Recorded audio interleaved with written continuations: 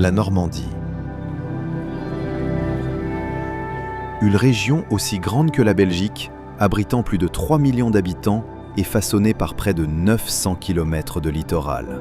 Un lieu qui respire l'histoire.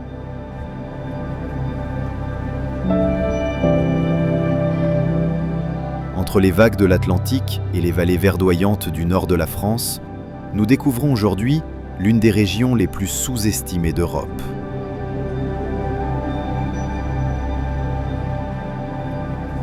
Si vous ne voulez plus manquer nos vidéos, n'hésitez pas à liker cette vidéo et vous abonner.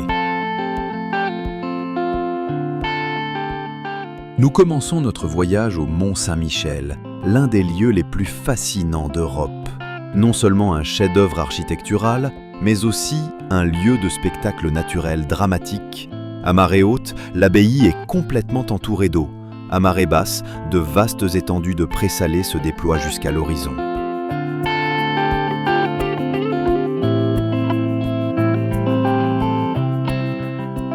Pendant plus de 1300 ans, des générations d'artisans ont travaillé sur cet édifice monumental, érigé sur un îlot rocheux inhospitalier. Au Xe siècle, les pèlerins devaient encore marcher à pied à travers les vasières à marée basse pour atteindre le sanctuaire, une entreprise mortellement dangereuse où beaucoup périrent noyés dans les flots.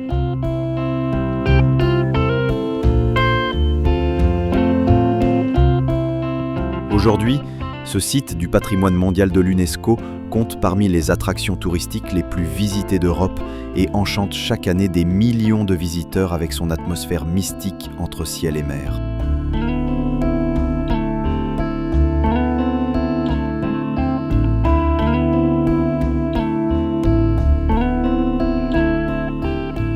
Loin de l'agitation touristique de la côte, s'étend le véritable cœur de la Normandie. Un pays de contes de fées fait de douces collines, de vergers de pommiers et de villages centenaires où le temps semble s'être arrêté.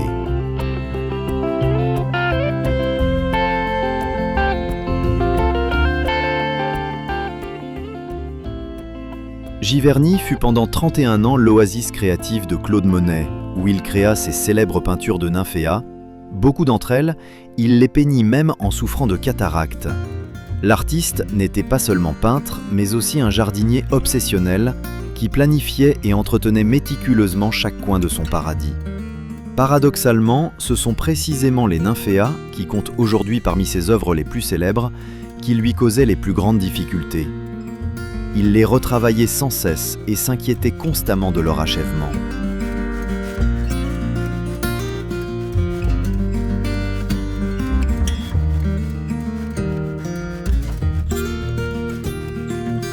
Évreux est la charmante capitale du département de l'Eure, qui, malgré les lourdes destructions de la Seconde Guerre mondiale, a su préserver son âme médiévale. La cathédrale gothique Notre-Dame d'Évreux impressionne avec ses vitraux colorés des XIIIe au XVIe siècle, qui brillent comme des joyaux lumineux dans le paysage normand.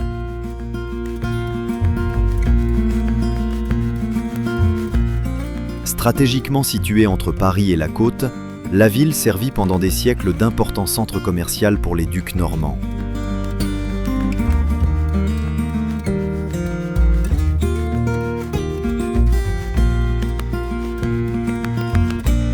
Rouen, la ville aux 100 clochers, est une galerie vivante d'architecture gothique. C'est ici que Jeanne d'Arc périt sur le bûcher en 1431, place du Vieux Marché, où une église moderne rappelle aujourd'hui son destin tragique.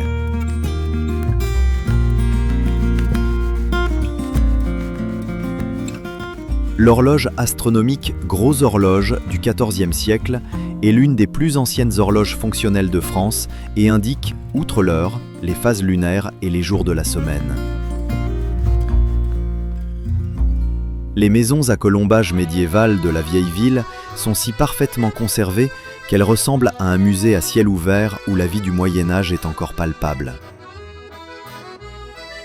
Ville natale de Gustave Flaubert, elle attire encore aujourd'hui des amateurs de littérature du monde entier qui viennent marcher sur les traces de l'illustre romancier.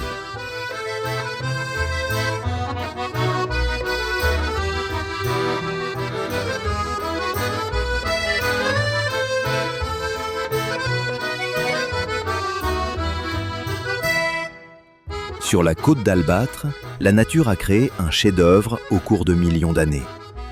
120 km de falaises de craie d'un blanc éclatant, qui s'élèvent jusqu'à 100 mètres de haut de la Manche et forment des œuvres d'art qui ont inspiré les plus grands peintres du monde.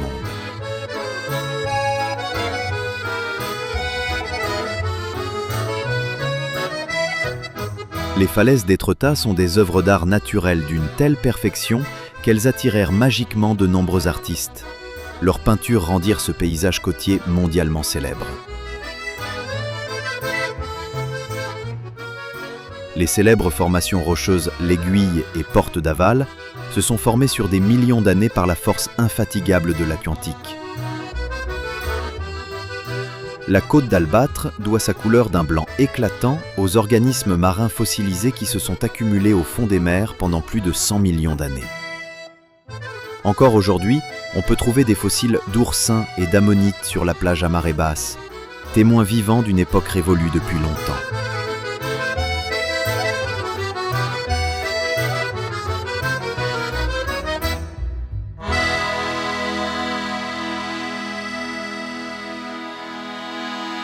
Le Havre est la seule ville au monde dont l'ensemble du centre-ville du XXe siècle a été déclaré patrimoine mondial de l'UNESCO. Un exemple extraordinaire de reconstruction moderne après les destructions de guerre. Le port est le deuxième plus grand de France et en même temps le berceau de l'impressionnisme. L'église futuriste Saint-Joseph, avec sa tour octogonale de 107 mètres de haut, est un phare de la modernité, dont les 12 768 verrières colorées baignent l'intérieur d'une lumière magique.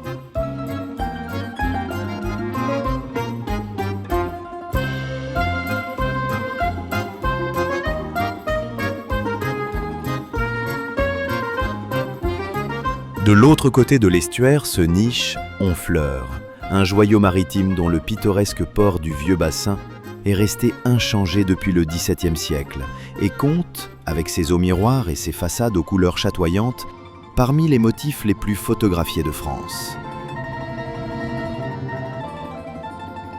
L'église Sainte-Catherine est la plus grande église en bois de France et fut construite par des charpentiers de marine. Sa nef, retournée, rappelle une coque de navire et témoigne de l'héritage maritime de la ville. Le lieu fut un aimant pour les impressionnistes qui immortalisèrent dans leurs œuvres la lumière particulière de l'estuaire de la Seine. Les ruelles tortueuses, avec leurs galeries d'art, leurs antiquaires et leurs pêcheurs de crabes, donnent encore aujourd'hui à Honfleur le charme d'une œuvre d'art vivante.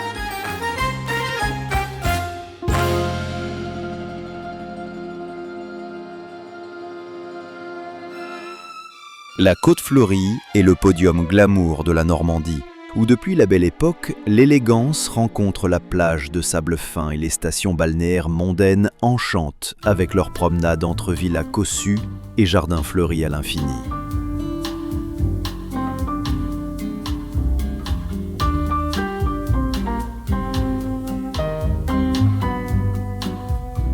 Deauville et Trouville sont le couple jumeau glamour de la Côte Fleurie, séparés seulement par la rivière Touques, mais unis dans leur rôle de terrain de jeu des riches et célèbres depuis le XIXe siècle.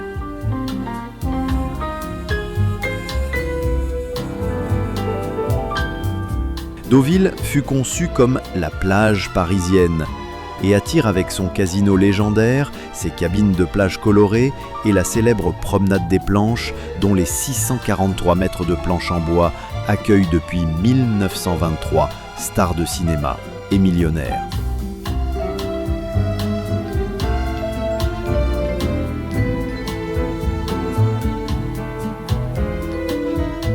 Trouville, la plus ancienne et plus authentique des deux stations balnéaires, inspira également les impressionnistes comme Claude Monet et Eugène Boudin, avec son authentique port de pêche et son atmosphère moins mondaine, mais combien plus charmante.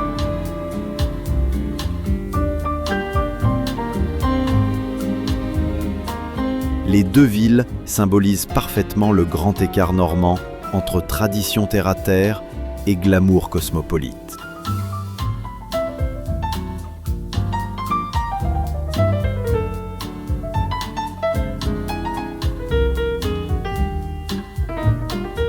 Le cœur de la Normandie historique bat dans le Calvados.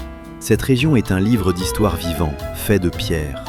Entre cathédrales gothiques et forteresses normandes, pulse ici l'héritage culturel d'une région qui donna des rois et conquit des continents.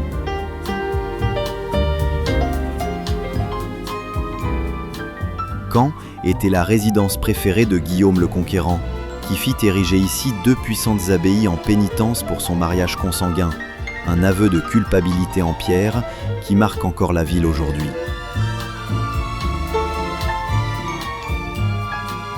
Le château de Caen appartient aux plus grandes enceintes fortifiées médiévales d'Europe et trône majestueusement sur la ville, d'où les ducs normands planifiaient autrefois leurs expéditions de conquête.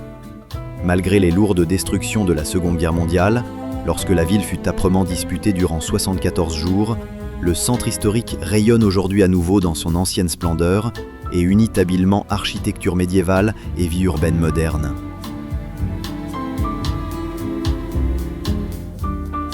Le mémorial de Caen est bien plus qu'un musée. C'est un mémorial de paix saisissant qui raconte l'histoire du XXe siècle de manière innovante. Cette ville universitaire vivante, forte de ses 30 000 étudiants, permet à l'histoire et à la modernité de fusionner harmonieusement.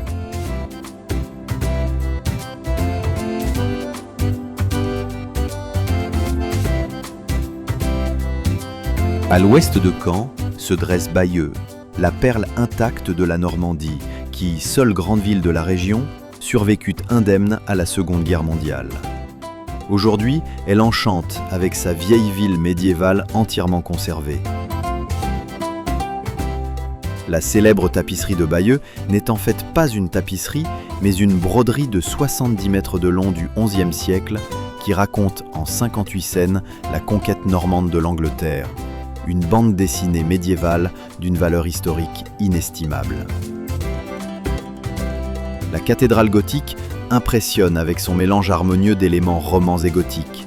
La charmante petite ville, avec ses rues pavées et ses maisons à colombages restaurées avec amour, est comme un voyage dans le temps au Moyen-Âge, seulement sans les effets secondaires désagréables.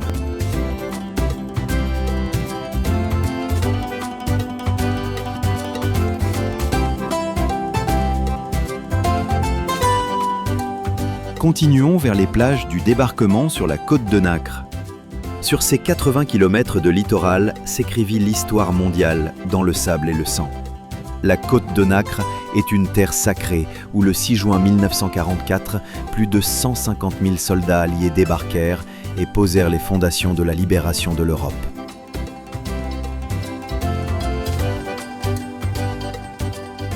Les plages du débarquement sont une terre sacrée de l'histoire mondiale, où le 6 juin 1944, plus de 150 000 soldats alliés débarquèrent et posèrent les fondations de la libération de l'Europe.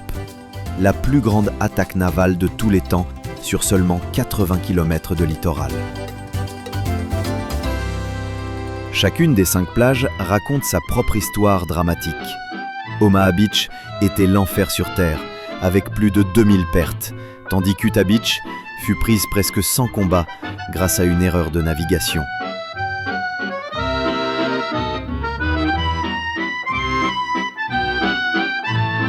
La pointe du Hoc, entre Omaha et Utah, fut le théâtre d'une des actions militaires les plus audacieuses de la guerre, quand les Rangers américains escaladèrent les falaises de 30 mètres de haut pour neutraliser les positions d'artillerie allemandes. La croix de Lorraine veille sur Juno Beach, rappelant ce tournant décisif de la bataille de Normandie. Aujourd'hui, ces plages sont des lieux de mémoire paisibles, où des visiteurs du monde entier rendent hommage aux héros qui sacrifièrent ici leur avenir pour notre liberté.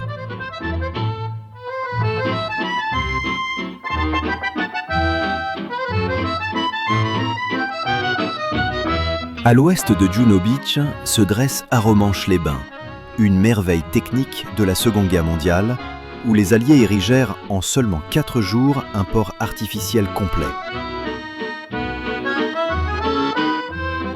Les énormes blocs de béton, encore visibles aujourd'hui à marée basse, furent préfabriqués en Angleterre et remorqués à travers la Manche, un exploit logistique d'une ampleur inouïe. Les sculptures du Diday 75 Garden appartiennent au mémorial en souvenir de la participation britannique au débarquement en Normandie en 1944.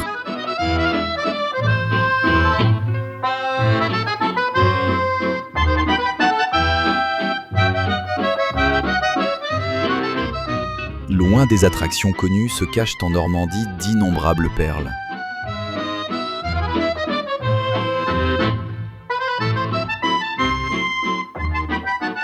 Coutainville est par exemple le visage authentique de la côte normande, où l'ostréiculture traditionnelle et les fermes conchilicoles façonnent le paysage et régalent les gourmets avec des fruits de mer frais directement de la mer. Les bancs d'huîtres au large de la côte produisent quelques-unes des meilleures huîtres de France. Les célèbres huîtres de Normandie mûrissent ici dans les eaux riches en nutriments de la baie de Coutances. À marée basse, la côte se transforme en un labyrinthe naturel de bancs d'huîtres et de champs de moules, où les ramasseurs de coquillages perpétuent avec leurs bateaux traditionnels et leurs paniers un labeur séculaire.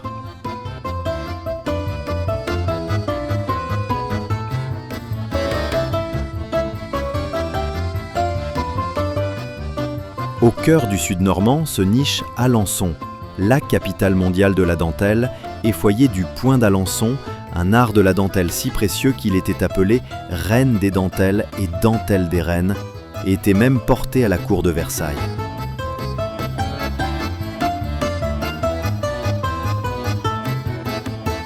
La dentelle à l'aiguille d'Alençon est si complexe qu'une dentelière expérimentée a besoin de 7 heures pour 1 cm². Un artisanat d'une précision et d'une patience époustouflante. La vieille ville pittoresque, avec ses maisons à colombage médiéval et l'impressionnante église Notre-Dame, forme le cadre parfait pour cette ville des arts délicats.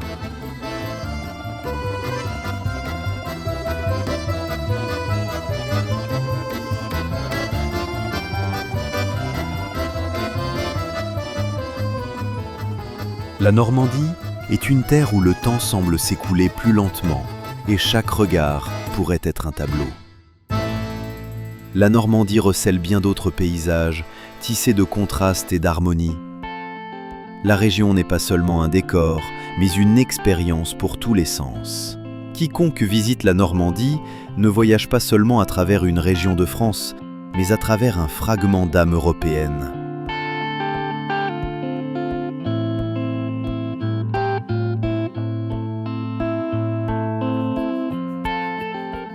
Merci d'avoir regardé cette vidéo. Nous espérons qu'elle vous a plu. Si c'est le cas, n'hésitez pas à mettre un j'aime et à vous abonner pour ne manquer aucune de nos prochaines vidéos. À très bientôt.